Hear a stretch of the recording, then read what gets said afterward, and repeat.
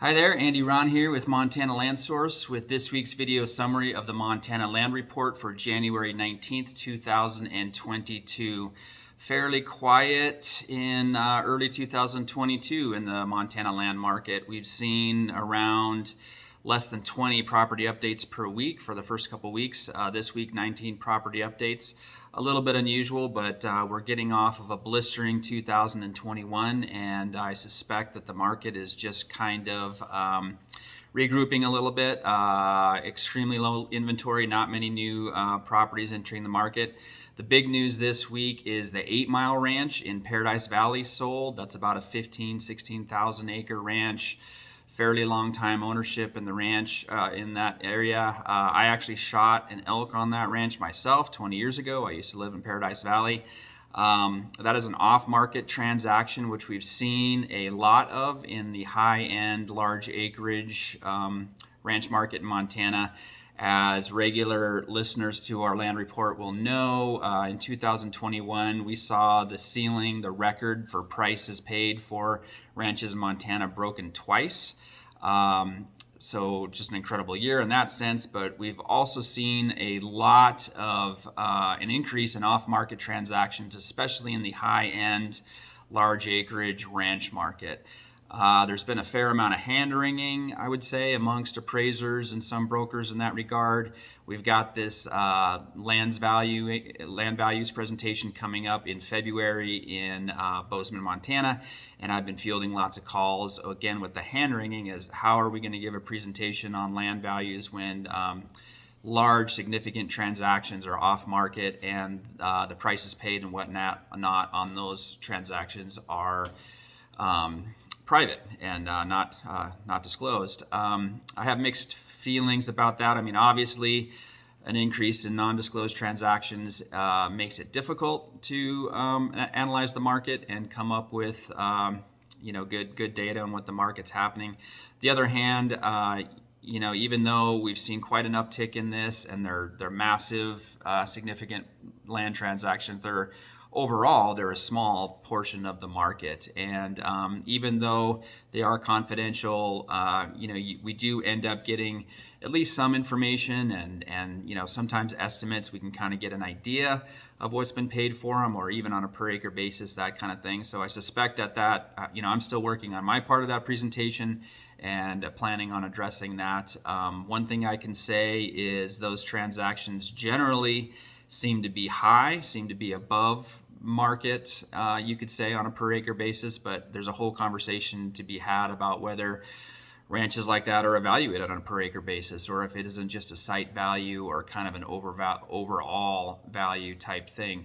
Montana is a non-disclosure state. There always have been properties that trade without being public. Historically, that has been more kind of neighbor to neighbor type thing, like in the ag community.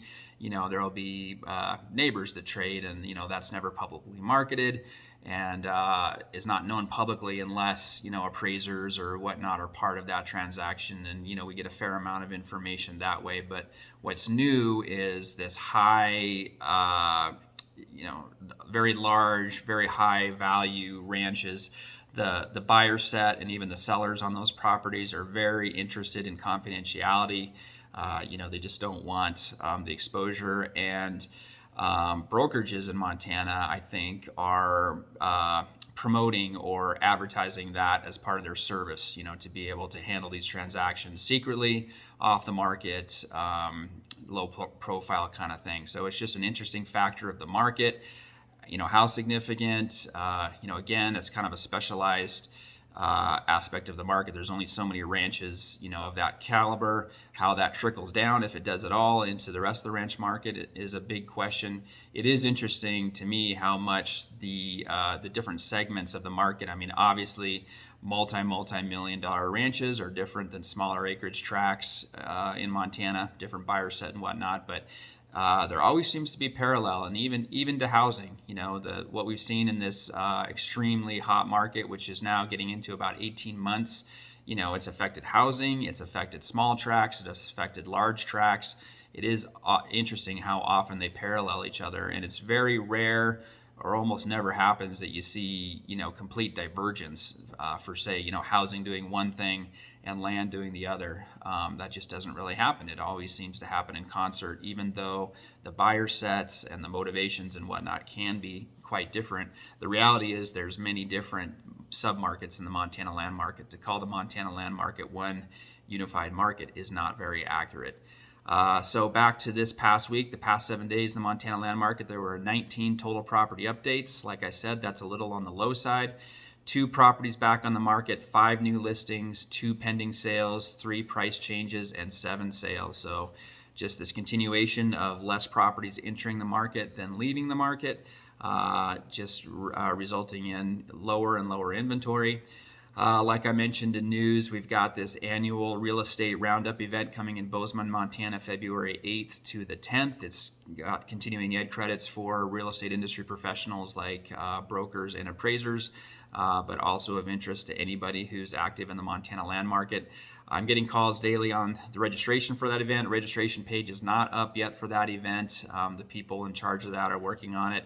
We hope to see that registration page up any day now. So check at mtlandsource.com on our events page. As soon as the registration link is available, that will be up on the site. Thank you, everybody, for watching. It's been another week in the Montana land market. You can find us at mtlandsource.com. You can find these weekly update videos at YouTube and on the site. Check out the Ranch Investor podcast. We're heading into season 3 and start recording there. We've got 2 seasons of incredible content. That's all available on mtlandsource.com and anywhere you consume podcasts like Spotify or Apple, that kind of thing. And I'm on Facebook and LinkedIn as well. So thanks. Please like and share the content. That helps me do what I do here. And we will see you next week. Thank you.